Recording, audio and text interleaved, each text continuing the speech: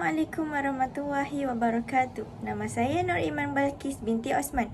Hari ini saya akan menganalisis kesalahan ejaan, kesalahan kata dan kesalahan ayat dalam karangan murid tahun 6. Definisi kesalahan ejaan ialah kesalahan ejaan merupakan kesalahan umum bahasa yang tidak sepatutnya berlaku.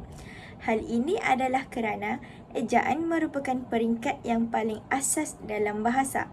Dua faktor kesalahan ejaan ialah pengetahuan yang kurang dalam aspek tata bahasa dan kekeliruan semasa menulis karangan. Kesalahan-kesalahan yang terdapat di sini ialah rehat. Pelajar tersebut menulis 2 i. Sepatutnya rehat hanya mempunyai 1 i. Dan seterusnya murid-murid. Pelajar tersebut menulis murid-murd. Dan seterusnya menggelakkan. Dia menuliskan sepatutnya mengelakkan hanya MENG bukan double G. Jadi pelajar tersebut tersalah menulis ejaan bagi ayat mengelakkan. Dan seterusnya dibeli. Perkataan di dengan beli sepatutnya dekat dan bukannya jarak. Seterusnya lagi ialah murid-murid. Pelajar tersebut menulis murid-mur. Dan seterusnya tong daripada juga sepatutnya dekat dan tiada jarak ya.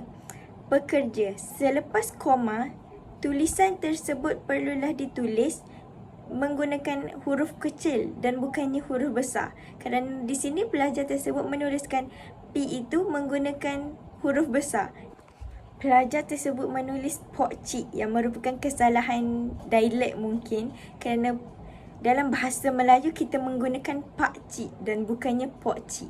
Dan seterusnya ialah makan. Makan N di belakang dan bukannya M. Dan tiada. Pelajar tersebut menulis tidak ada. Tidak ada sebuah kesalahan juga ya. Menulis cikgu bukan ciksu. Dan memantan sepatutnya memantau. U di belakang huruf bukannya N. Dan untuk kita perlu menulis UNTUK. Untuk bukannya YNTUK. Seterusnya lagi ialah mengelakkan bukan double G.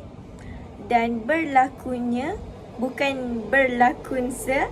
Kesimpulan. Kesimpulan dia menulis benda tu untuk permulaan ayat. Jadinya kita perlu menggunakan ayat tersebut, perkataan tersebut dengan menggunakan huruf besar, bukan huruf kecil. Dan keadaan, bukan keadasan. Baik, kesalahan yang berikutnya ialah kesalahan kata. Kesalahan kata terdiri daripada 6 golongan iaitu bentuk jamak, etimologi, penggunaan kata sendi nama, kesalahan makna, penggunaan kata diri dan hukum DM. Kesalahan yang telah saya perolehi ialah pelajar ini menggunakan untuk mengelakkan. Untuk membuatkan ayat tersebut lebih gramatis, kita perlu menggunakan bagi mengelakkan.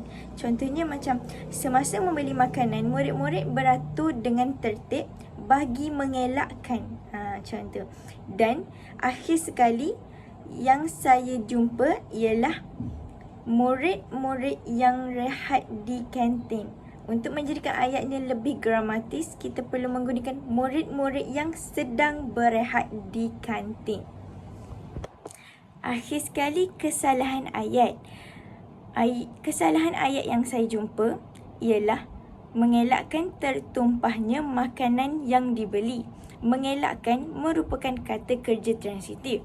Bagi membuat ayat tersebut lebih gramatis dan tepat, kita memerlukan objek di belakang. Jadi makanan tu objek. Jadi saya akan memperbetulkan ayat dengan menjadi untuk mengelakkan makanan yang dibeli itu tumpah. Dan ayat seterusnya ialah bersih daripada sampah. Daripada sepatutnya dekat dan bersih daripada sampah tu dia tak berapa tepat. Ayat yang lebih tepat ialah bersih daripada kotoran. Bersih merupakan kata adjektif dan kotoran juga merupakan kata adjektif. Dan akhir sekali ayat yang akan saya perbetulkan ialah pelajar tersebut menggunakan murid-murid berada dalam keadaan tertib, dan saya akan memperbetulkan dengan menambah perlu. Murid-murid perlu berada dalam keadaan tertib. Hal ini kerana kesimpulan merupakan cadangan. Jadi kita perlu menggunakan ayat yang lebih kepada tekanan. Contohnya seperti murid-murid perlu berada dalam keadaan tertib di kantin. Kerana pada pendapat saya, pelajar tersebut ingin menggunakan ayat tersebut, tapi kemungkinan dia tertinggal ataupun sedikit keliru. Jika ada sebarang kesalahan ataupun kesilapan, mohon maafkan saya. Sekian sahaja daripada saya. Sekian, terima kasih. Assalamualaikum warahmatullahi wabarakatuh.